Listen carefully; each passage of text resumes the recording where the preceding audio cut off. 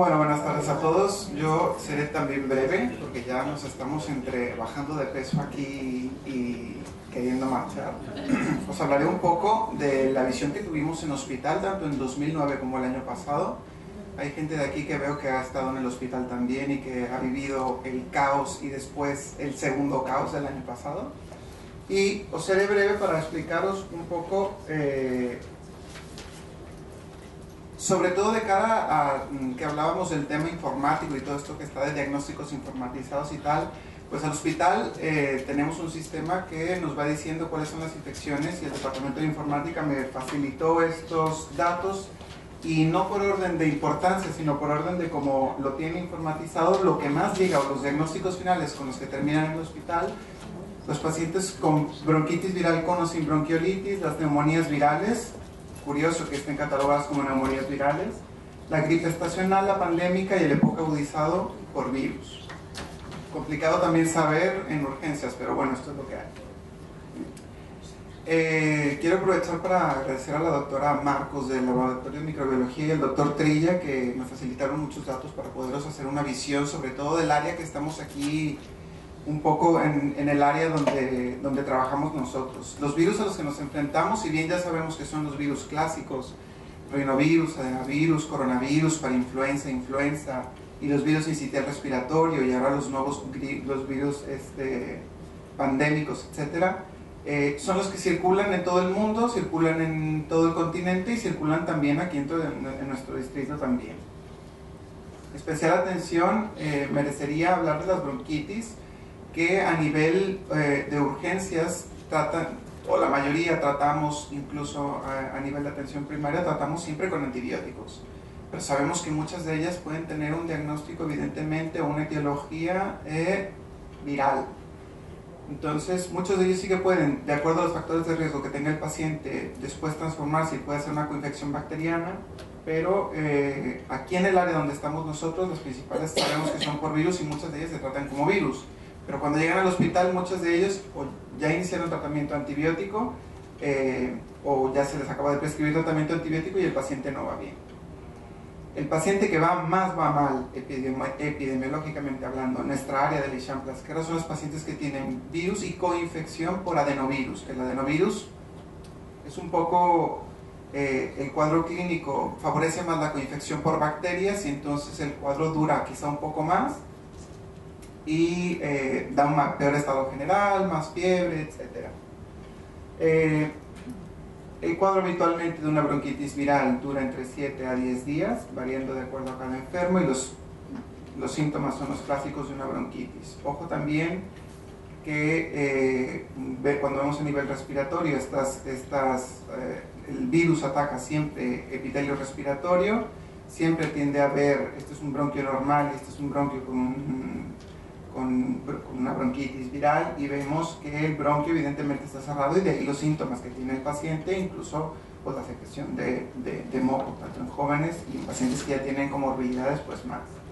Una radiografía de un paciente del hospital con una bronquitis que al final fue tratada y filiada como una viral, que si veis en realidad no tiene nada quizá de sospechosa, y evidentemente este tipo de radiografías pues a lo mejor las tratamos siempre como bronquitis con tratamiento con amoxicilina o algo así, y bueno, a lo mejor nada más estos pacientes con simplemente tratamiento sintomático irían bien. Os quiero mencionar un par de papers que han salido a raíz de todo el boom mediático, que yo estoy de acuerdo con David y ya lo hablábamos antes de preparar estas charlas, de un poco el impacto más mediático que hubo, que no es la realidad lo que hubo. Y este es un estudio que hicimos con gente del Hospital de San Pau y de Tarragona para ver la cantidad de neumonías que había y si en realidad había una diferencia contra las neumonías estacionales. Pues aquí escribimos en un total de 127 casos. Pensad que durante la primera etapa a todos estos pacientes a diestra y siniestra se les hacía frotis para virus pandémico, pero también en la primera fase se hizo frotis de virus a todos los virus. Esto fue carísimo. Pero bueno, si algo se pudo sacar de ello fue que de estos 127 neumonías que se escribieron, y que se les hizo además estudio broncoscópico para ver si no había una bacteria que también estuviera por ahí entre medio y no la había. 52 de ellos fueron estacionales y 75 pandémicos. Muchos de ellos se caracterizaron por FINE, CURP y CRB65, y quizá lo que más me importaría señalaros es que cuando tengáis delante de ustedes el criterio clínico es el que impera, que es lo que mencionaba David, y también quizá un par de armas diagnósticas y pronósticas para enviar a un paciente son el FINE y el CURP, que muchas veces lo hacemos en urgencia, pero quizá por el volumen, no todos los pacientes en primaria nos ponemos a hacerle todas las escalas pronósticas. Entonces, estas dos están validadas para virus pandémico y podrían orientarnos a qué paciente, además del criterio clínico, se pueden o se tendrían que enviar o derivar al hospital. La mayor mortalidad que vimos comparando las dos poblaciones fue el virus pandémico, y esto tiene una explicación. Esta es una radiografía de un paciente con una neumonía por virus H1N1, de los que tuvimos en la UBI. Y además de todos los grupos que ya mencionó David, que no me voy a meter mucho en esto, que son los EPOCs, las embarazadas, los pacientes con enfermedades cardiovasculares, los que tienen un antecedente de neoplasia, una neoplasia activa, hemoglobinopatías, que es una población que también, aunque no muy común, muchos de ellos no llegaron al hospital, y cuando llegaban casi para UBI. Y obviamente los pacientes trasplantados, VIH, etc. Esto no me meteré mucho. Dos papers importantes, uno que acaba de salir también de nuestro grupo, donde hablamos de las neumonías virales, que os lo recomiendo porque es una revisión bastante sencilla. Hacemos un poquito la revisión sobre todo de lo que ha pasado aquí en España, y quizás os puede servir. Acaba de salir en Lancet y habla un poco sobre esto que os estoy mencionando.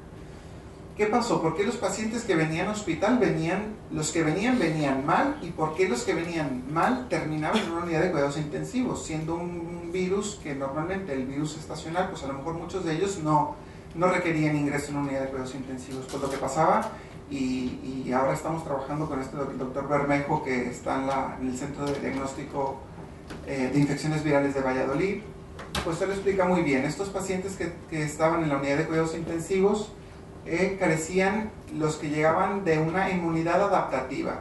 Son pacientes que hacían una tormenta inflamatoria importantísima y no controlable por incluso su propio cuerpo, hacían una elevación brutal de citoquinas, muchas de ellas citoquinas proinflamatorias, que al final lo que venían haciendo es que favorecían la replicación del virus, elevaban las citoquinas, un descontrol inflamatorio brutal con un daño tisular importante. Y esto lo que vino a hacer fue una sobreinfección bacteriana y disminuir además la respuesta adaptativa ante la presencia de este virus. Y por eso fue tanta tormenta de los pacientes que al final fallecieron. Y ya lo decía David, y tiene razón, y ya lo comentamos. Aquí tal parecía que la histeria era, ahora mueren 12, hoy 13, 14, y cada día salían por los telediarios, hoy muere el número 15, y se empezó a hacer la histeria colectiva. Incluso hubo religiosas y todo que se metieron con el tema del virus pandémico, y esto vino a ser la histeria colectiva. Pues sí, es verdad, esta histeria colectiva llegó a todos sitios, y en urgencias del clínico y en neumología al principio todo esto pillaba de diferente forma. En 2009 tuvimos una experiencia, yo me encargué de hacer un poco lo que se llamaba en 2009 el circuito de gripe A, y los que estáis aquí y os recordáis de esto eran los pacientes que entraban a urgencias con una sospecha simplemente de un síndrome febril. Era verme a mí mismo, que ahora ya me río, pero bueno, yo casi con una escafandra puesta, con mascarilla, guantes y aislamiento respiratorio, entrar a un box individual en urgencias y visitar ahí a los pacientes, yo y la enfermera. Ahora en 2010, que ya se vio más o menos el comportamiento que hubo en 2009, en 2010 pues los pacientes entraban al circuito normal de visita, pero al paciente se le ponía una mascarilla para aislamiento respiratorio y nada más. Se formaron dos comisiones, en 2009 el Comprepan, que ya sabéis que en estas épocas, pues bueno, toca hacer estas pequeñas comisiones con expertos en las áreas de cuidados intensivos, infecciones, epidemiología, etc. Y miraros bien las cifras que me facilitó el doctor Trilla. En los frotis que se realizaron en 2009, fueron un total solamente en el hospital clínico de 4.067. En pacientes hospitalizados al final con frotis positivo, solo 247. Y finalmente, pacientes que llegaban a requerir unidad de cuidados intensivos, ventilación invasiva o invasiva, 19 enfermos. Miraros el coste que puede generar 4.067 frotis, pensando que aproximadamente tener el reactivo y todo esto pues costaba entre 50 y 60 euros hacer solo el de la gripe pandémica y entre 80 y 120 hacer el de todos los virus respiratorios. Éramos ricos. En 2010, que no éramos tan ricos y que ya había una experiencia con esto, de los 4.000 nos quedamos en 1.000 frotis, 81 de estos positivos y solo 11 pacientes que llegaron a la UBI. Contingencia hospitalaria, pues lo que se hizo y se organizó en el hospital clínico como en todos los otros hospitales de la zona, fue una sala que era una sala exclusiva para los pacientes de gripe A. Había 10 camas, 2 de ellas para pacientes, 2 camas individuales y 8 pacientes que compartían, y se ingresaban pacientes con sospecha y confirmación y criterios de hospitalización. El médico encargado era un médico del servicio de neumología y el ingreso se partía entre la evaluación por el infectólogo o el neumólogo que estuviese de guardia. Miraros esta tabla que es muy rápido, os quiero señalar para tener una visión global. En este azul tenéis el comportamiento del virus en 2009 y mirad por favor cómo hubo este pico brutal durante el 2009 que después fue disminuyendo. El comportamiento que hubo ahora en 2008 y 2009, que fue también menos, el impacto que hubo, y ahora el de este año, 2010-2011, como hemos tenido, más tardío que el pico anterior, que en la ocasión anterior fue octubre-noviembre, ahora fue más o menos, cayó por los meses fríos. Estos son datos del programa de infecciones respiratorias de Cataluña que se publicó ayer. Y mirad que, igual que como mencionaba David, pues los más afectados aquí pues son los grupos más pequeños, la gente, los niños de 0 a 4 años, el grupo de 5 a 14, mirad, importante, los adultos este año no han sido tan afectados, y mirad también, y muy importante, la gente mayor de 65 años, que como ya sabemos tienen una inmunidad adaptativa diferente y que además ellos ya han cruzado por 2 pandemias.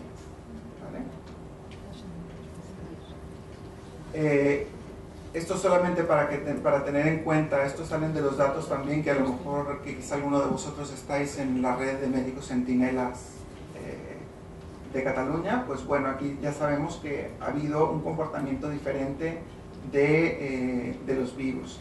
Sí que tuvimos presente ahora en estos meses de frío virus pandémico, pero con menos impacto que lo que hubo el año anterior, con menos hospitalizaciones, quizá también con menos pacientes positivos, pero quizá porque no a todos se les hacía frotis. Frotis se le hizo solamente a los pacientes que tenían criterios para hospital.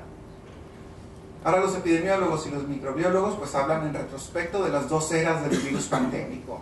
En 2009, cuando al que entraba por la puerta se le daba el Tamiflu y ya está, porque si no pensábamos que todos morirían, y al final se dieron tratamientos, 1000 tratamientos. Ahora en 2010, en el segundo pico, pues solo se dieron 622, y de estos 622 ya están dentro de los pacientes que estaban hospitalizados. Comentaros que siguen siendo el tratamiento los inhibidores de la neuraminidasa, el Tamivir y el Zanamivir. Si se administran prematuramente, disminuyen el cuadro clínico y la gravedad en los pacientes que tienen criterio de hospitalización.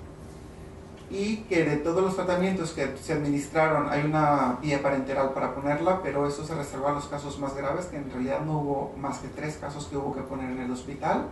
Es decir, sí hay pacientes graves, pero son los menos y no es tanto lo que se decía. ¿Vale?